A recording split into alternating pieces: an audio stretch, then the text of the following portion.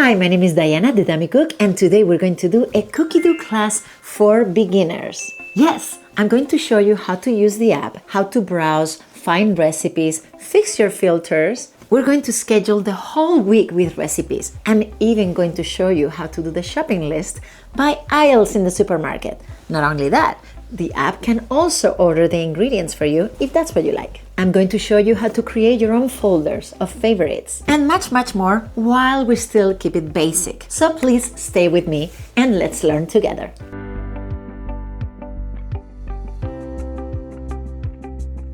So before we get started, you might not have Cookidoo yet. If you want to get an account, just go to cookidoo.us. Yes, go to the website first. Once you're in the website, create an account. Once you have that account and that password set up, that's when you can go to the app and you can log in with your email and password. Later on, if you end up getting a Thermomix, you're going to have this pop-up saying you have 3 more months for free. At that moment, you'll be able to click here, add a credit card to your account, which won't be charged yet, and you will get these 3 months. Okay, so now you have Cookidoo and I do too. Here is the homepage. You see that we have here for you, and you always see at the top, you see here a little circle with a chef hat, or you can put your picture like I did, and here you can see your information, membership, devices, and all of that. Okay, now the page for you, this one is going to be like topics, suggestions. You can look around. Like if I look today, I'll be like, okay, everyday recipes for you. Or they want to talk to me about plant-based cooking. Great. All right. So that is just the For You page. I don't use it that much because most of the time I go straight to the magnifying glass, explore,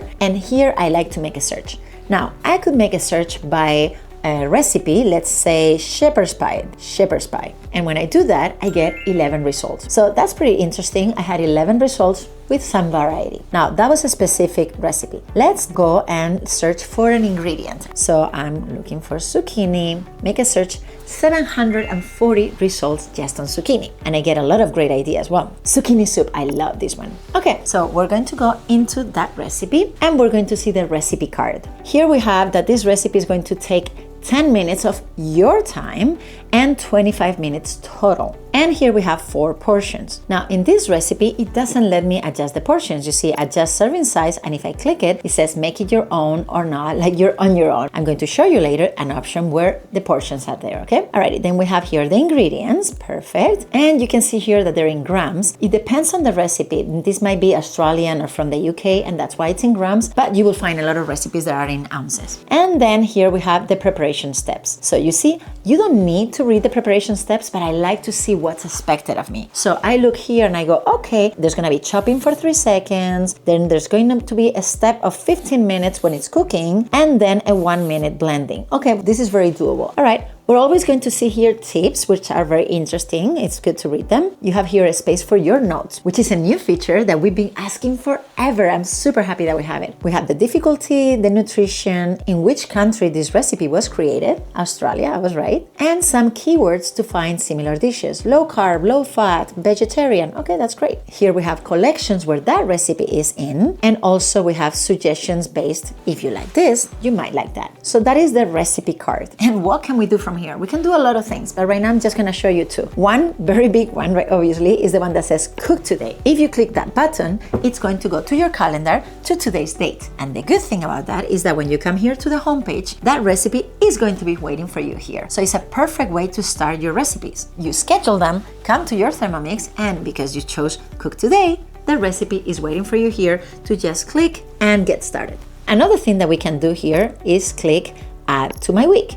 And instead of today, I could have chosen tomorrow. Click save, and here we are. Well, let's look for a few more recipes. Let's add them to the calendar, and that way I can show you your amazing calendar. In this case, we're going to write pasta, for example. Make a search, and I have 6,492 results on pasta. Well, I speak Spanish, I have my settings in Spanish and English, and pasta is the same word on both. So I'm going to go to my filters and I can just take Spanish out of the way, you see, here. And now I have 3,323 results, which is still amazing, right? So now I'm going to go and choose one of these pasta recipes. Let's choose this creamy chicken and sun-dried tomato pasta. I love that recipe. And here we do see the portion option. You see, when we are in the default 4 portions, the onion is going to be 70 grams And when I click 2, now we are at 40 grams. Let me add this to my calendar. Let's see, to my calendar on Thursday. And I'm going to go back and I'm going to find a recipe made in the US. Let's go for this smoked salmon lemon pasta. And here we have ounces. And obviously we have Fahrenheit as well. See, once again, everything that is in bold is the step that is in the Thermomix. So you see, this recipe is a little bit more involved, but I love it. Let's add it to my week and I'm going to put it on Friday. There we go. Now you know how to explore, how to look for recipes. And again, remember, you can look for a recipe or you can look for the ingredient. Now we're going to skip the button in the middle, which is my recipes. I'll show you that later. Let's go to the calendar because I really want you to see what we just did together. See? Here in the calendar, I have the zucchini soup for today because I clicked cook today, but I also have it for tomorrow because I said the second time around, I want to also make it tomorrow. So there it is. And then we added the creamy chicken on Thursday. And what else do we have here? The smoked salmon pasta that we added it for Friday, plus the things that I had already added myself. So here we have a pretty nice week. And now we're going to do the annoying part of cooking, which is the shopping. So we're going to say zucchini soup, add to my shopping list. Red pesto chicken that I had here, add to your shopping list. Spinach artichoke dip, add to the shopping list. And the chicken pasta as well. And we're going to click on this one as well, add to shopping list. And why not the battered chicken as well? Okay, so we added all of that to our shopping list and we're going to click on that button. Wait a second and voila, here we are. We have all the items that are needed to cook this. Now, because we were choosing recipes that were in grams and in ounces, you can see here that they're separated. So you see, we need water in grams and we need water in ounces. If you had chosen recipes that were just one of the measurements, then it would have been added up to the same line, okay? But before you leave the house, you're going to go, well, I already have water, right? So take it off. And let's say that I have lemon juice. And in this case, it didn't add up, not only because of the grams, but also because of the name. Pasta and penne pasta. It didn't add up, so it's fine, right? Let's say that I do have penne pasta. If you look at the end, you'll see that all of these are the veggies. And here we have all the condiments and spices. And here we have the preserved products, etc. And everything that you say you already have is going to go here to the bottom, right? So if I say I have zucchini, it goes to the bottom. If I have baby potatoes, it goes to the bottom. One more thing, you can always add something new. You see the plus sign here? Click on it and let's say that you need paper towel. So you say, all right, paper towel, add it, and it's going to go to the bottom of the list. Let me show you right here.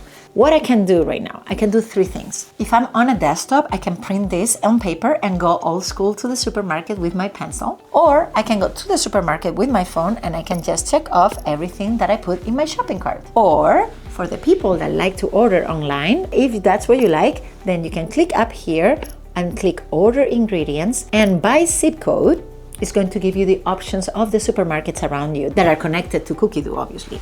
So here I have my options and I'm going to say, you know what, I want Instacart. Now I'm going to go to Instacart, I'm leaving Cookidoo, and it's going to load the cart for me. Once again, because we had grams and ounces, the tomato can show up twice, right? You still have to double check the list a little bit, but it is doing a lot of the work for you. Look at this amazing shopping cart ready for me. You see here the brown onion twice. You can just leave it like that, or you can just change the quantity in one of them and not in the other. But pretty amazing, right? This is what I want to hear. Wow. Anyway, so now I'm going to go back, and the last thing I want to show you on Cookidoo is the button in the middle that says My Recipes. So here you have bookmarks, you have collections, you have all the folders that you want to create here. For example, my style is to create one folder for every type of food that I have already cooked and that I love. If I have people over and I want to make a dip, I just click here, so I could be making any of these recipes. Now, if I get out of here and I say, today I want to make something with chicken, so these are chicken recipes that I have loved and I added them right here. Now, everyone has a default folder that is called bookmarks. It only fits 500 recipes. I already broke it. I have 500 recipes here. I click the bookmark sign, which in any recipe is up here on the top. And when you click on that, you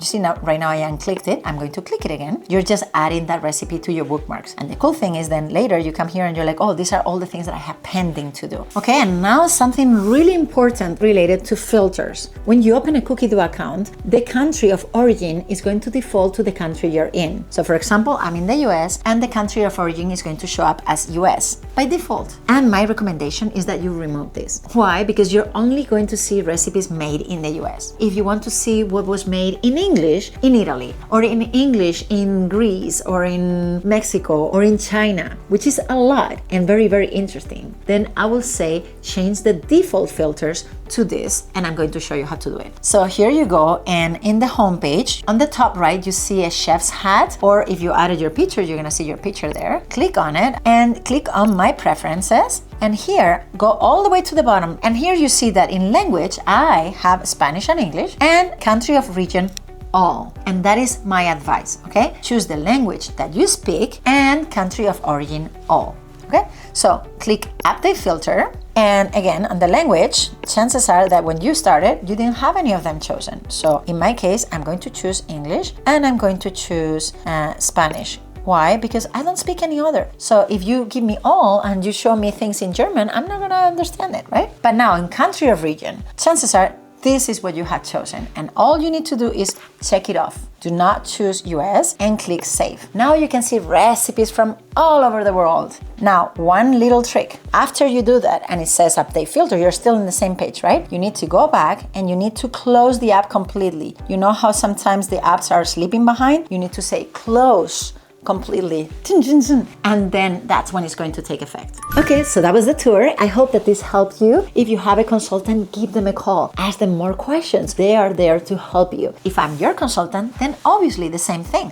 Please email me right here, or if you didn't get the Thermomix yet, my link is in the comments, but ask me questions. What are the recipes you want to do? What are your special needs recipe-wise? We are here to help you. Thank you so much.